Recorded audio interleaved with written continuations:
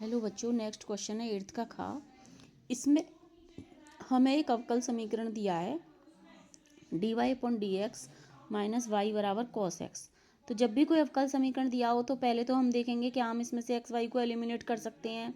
अगर नहीं कर सकते तो हम ये चेक करेंगे क्या ये होमोजीनियस है। अगर वो भी नहीं है तो फिर थर्ड हमारा बचता है रैखिक समीकरण। तो ये वाला जो अवकल समीकरण है ये D Y upon D X minus Y equal to cos X, हम इसे रैखिक समीकरण से कंपेयर करते हैं क्योंकि ये रैखिक समीकरण है। D Y upon D X plus P Y equal to Q, तो यहाँ पी की वैल्यू आ गई अपनी -1 और क्यू की वैल्यू आ गई कॉस एक्स। तो रैखिक अवकल समीकरण के फॉर्मेट में है। तो जब भी हम रैखिक अवकल समीकरण होता है तो उसको हल करने के लिए पहले हमें अवकल गुणांक निकालना पड़ता है, इंटीग्रेटिंग फैक्टर। इंटीग्रेटिंग फैक्टर कैसे निकालते हैं? ई की power integration P D x, P की वैल्यू -1 रखेंगे तो ई की पावर -x आ गया।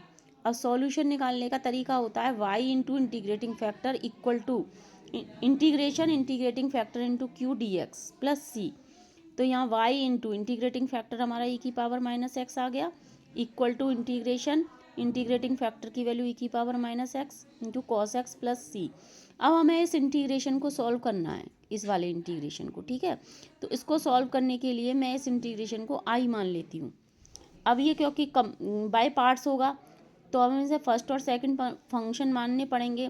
तो हमारा इलेट वाला रूल याद है ना, तो हम फर्स्ट किसको मानेंगे? फर्स्ट ई की पावर -x को मान लिया मैंने और सेकंड मान लिया cos x को।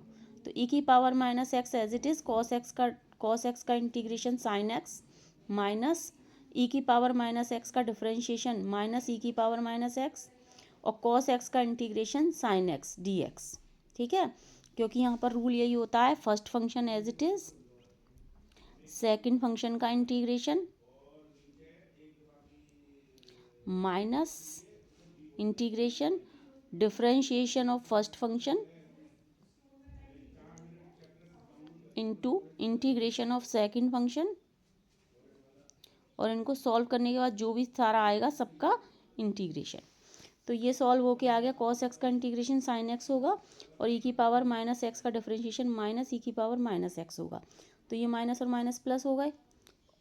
तो अब इसका इंटीग्रेशन फिर से करेंगे तो इसका फिर से y पार्ट्स होगा। तो इसको मैंने फर्स्ट मान लिया और इसको मान लिया सेकंड।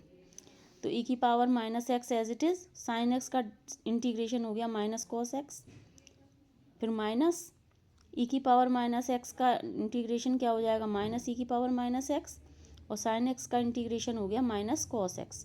ई की पावर -x का डिफरेंशिएशन करेंगे और sin x का इंटीग्रेशन करेंगे। इस तरह ये सॉल्व होके आ गया, ई की power -x sin x minus E की power -x cos x minus, देखो माइनस यहाँ पर 3 है तो ये माइनस ही रहेगा, ई की power -x cos x dx। यहाँ पर आई है, ये भी हमारा आई बन गया।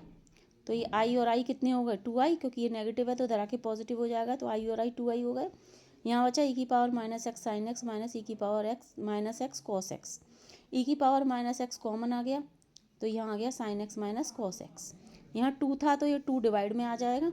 तो ये मेरी आई की वैल्यू आ गई। तो आई की वैल्यू को मैं यहाँ आंसर में पुट कर दूंगी जहाँ भी मेरा आंसर था। तो आंसर क्या था? y इंटू ई की power -x, y into E की पावर -x इक्वल टू इसका सॉल्यूशन मैं यहाँ पे रख दूंगी, ई की power -x upon 2 sin x minus cos x plus सी।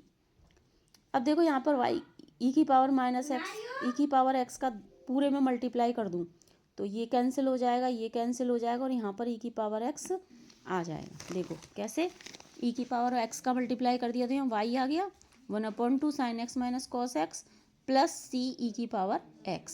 या आप ऐसे भी समझ सकते हैं कि मैंने ई की पावर x -x यहाँ से कॉमन ले लिया, तो कॉमन लेंगे तो ये तो कट जाएगा और यहाँ पर था नहीं तो यहाँ पर ई की पावर -x का डिवाइड लगेगा तो वो ऊपर ऊपर आके ई की पावर x हो जाएगा। Okay, thank you.